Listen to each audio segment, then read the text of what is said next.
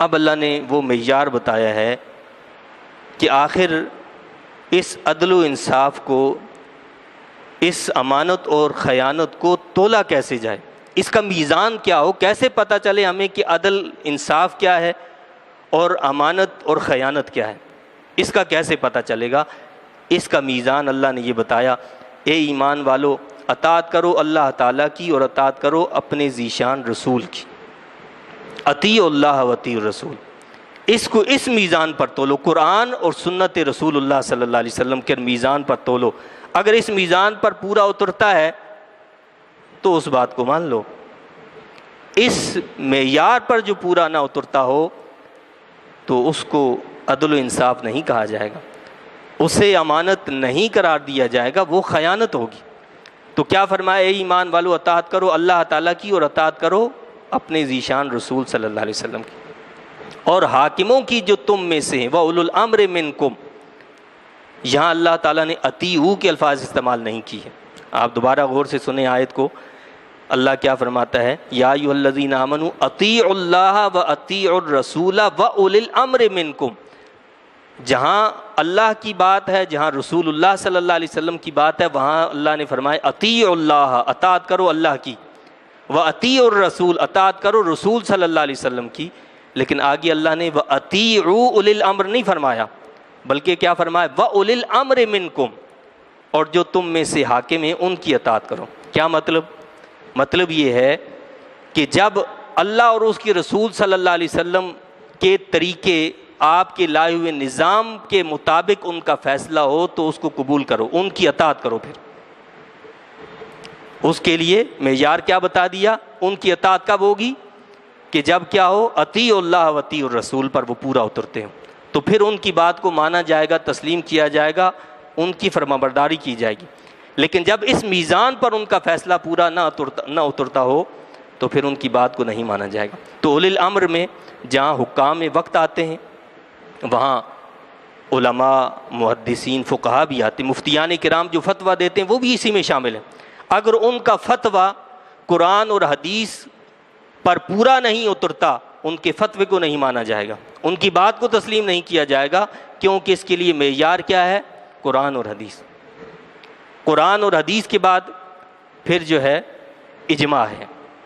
اس اولی الامر میں اجماع بھی شامل ہے، یعنی اجماع امت کے تمام علماء کا کسی مسئلے پر اتفاق ہو۔ اور پھر اگلی بات اللہ نے فرمائی کہ پھر اگر جھگڑنے لگو تم کسی چیز میں تو لوٹا دو اسے اللہ اور اپنے رسول صلی اللہ علیہ وسلم کے فرمان کی طرف۔ یہ آ جاتا ہے قیاس، یعنی جو دین کے اندر بنیادی دلائل جن چیزوں سے دیے جاتے ہیں ان میں سب سے پہلے قرآن ہے، دوسری چیز حدیث ہے، تیسری چیز اجماع ہے، اور چوتھی چیز جو ہے وہ ہے قیاس۔ قیاس کیا ہے؟ اگر تم جھگڑنے لگو کسی چیز میں تو لوٹا دو اسے اللہ اور اپنے رسول صلی اللہ علیہ وسلم کے فرمان کی طرف۔ یعنی نئے نئے مسائل ہیں، نئی نئی چیزیں پیدا ہو گئی ہیں جن کے بارے میں قرآن میں، سنت میں، اجماع میں کوئی ہمیں مثال نہیں ملتی، اب آیا اس کا حل کیا نکالا جائے، تو اس کے لیے فرمایا کہ قرآن اور سنت سے رجوع کرو، یعنی قرآن اور حدیث میں اس کی علت تلاش کرو اور اس کے مطابق قرآن اور حدیث سے مسئلہ استنباط کرتے ہوئے اس کا حل نکالو۔ اس کو کہتے ہیں قیاس۔ اور یہ میرا آپ کا کام نہیں ہے، یہ ہر ایرا غیرہ جو ہے اینکر بیٹھا ہے اور جی دین پر جو ہے وہ انگلیاں اٹھا رہا ہے، مذاق اڑا رہا ہے، تو یہ کام بھی آخر وہی کریں گے نا جو اس کے ماہرین ہوں گے۔ بھائی جو قرآن اور سنت پر مہارت رکھتے ہوں گے اور اصول حدیث اور اصول حدیث پر جو ہے مہارت رکھتے ہوں گے، اصول فقہ پر مہارت رکھتے ہوں گے، فقہ پر مہارت رکھتے ہوں گے، محدثین کے حوالے سے صحیح جانتے ہوں گے، جرح و تعدیل کا علم جن کے پاس ہوگا وہی اس بارے میں صحیح فیصلہ کر سکتے ہیں نا، نہ یہ کہ ہر ایک بیٹھا ہوا ہے جو ہے وہ دین کا مذاق اڑا رہا ہے، دین پر انگلیاں اٹھا رہا ہے۔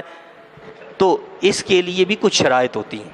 یہ فیصلہ بھی وہی کر سکتے ہیں جو اس کے اہل ہوں گے، دوسرے کو یہ حق نہیں پہنچتا کہ وہ دین پر انگلیاں اٹھاتا پھرے۔ تو یہاں اللہ نے اس کا بھی حکم دے دیا۔ یہاں ہمیں یہ بات بھی سمجھ لینا چاہیے کہ جھگڑا پیدا ہو جانا، اختلاف پیدا ہو جانا، یہ کوئی نئی چیز نہیں ہے۔ اللہ تعالیٰ نے ہمیں یہ ہاتھ دیا ہے، اس ہاتھ کی پانچوں انگلیاں برابر نہیں ہیں، پانچوں انگلیاں برابر نہیں ہیں۔ اسی طرح جہاں 5 لوگ جمع ہوتے ہیں تو ضروری نہیں ہے کہ ان سب کی رائے بھی ایک ہو، ان کے سوچنے کا انداز بھی ایک ہو،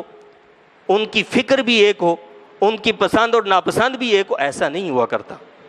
بلکہ اختلاف ہوتا ہے۔ یہ انسانی فطرت کے اندر اللہ نے رکھا ہے، اور اختلاف کوئی بری چیز نہیں ہے، اختلاف تو اچھی چیز ہے، اس لیے کہ اختلاف سے کئی نئی راہیں کھل جاتی ہیں، کئی نئی راہیں کھل جاتی ہیں، بشرطے کہ اختلاف برائے اصلاح ہو، اختلاف برائے اختلاف نہ ہو۔ ہم تو یہ کرتے ہیں نا کہ اگر کسی نے اختلاف کیا اور ہمارا مخالف ہے تو اس کے تو مخالف ہی ہم نے بات کرنی ہے، اگرچہ کہ اس کا اختلاف کتنا ہی اچھا کیوں نہ ہو۔ تو ایسے معاشروں کے اندر جو ہے وہ پھر بگاڑ کے علاوہ کچھ بھی پیدا نہیں ہوا کرتا، وہاں بگاڑ ہی پیدا ہوتا ہے۔ لیکن جہاں اختلاف برائے اصلاح ہوا کرتا ہے تو وہ معاشرے پنپتے ہیں، وہ آگے بڑھتے ہیں، ان کے اندر جو ہے اللہ تعالیٰ اصلاح کا مادہ پیدا کر دیتا ہے، وہ صحیح ہو جاتے ہیں وہ معاشرے۔ تو اللہ نے فرمایا کہ پھر اگر جھگڑنے لگے تم کسی چیز میں تو لوٹا دو اسے اللہ اور اپنے رسول صلی اللہ علیہ وسلم کے فرمان کی طرف، اگر تم ایمان رکھتے ہو اللہ پر اور روز قیامت پر۔ اگر اللہ پر اور آخرت پر ایمان ہے تو اپنے معاملات کو اللہ اور اس کے رسول صلی اللہ علیہ وسلم کی طرف لوٹا دو، اور آخرت پر اور اللہ پر ایمان ہی نہیں ہے تو پھر جو مرضی کرو، یہی بہتر ہے اور بہت اچھا ہے اس کا انجام۔ یعنی اللہ نے جو تعلیم دی اگر اس کے مطابق عمل کرو گے تو انجام کے اعتبار سے یہ تمہارے حق میں دنیاوی اور اخروی اعتبار سے بہتر ہوگا۔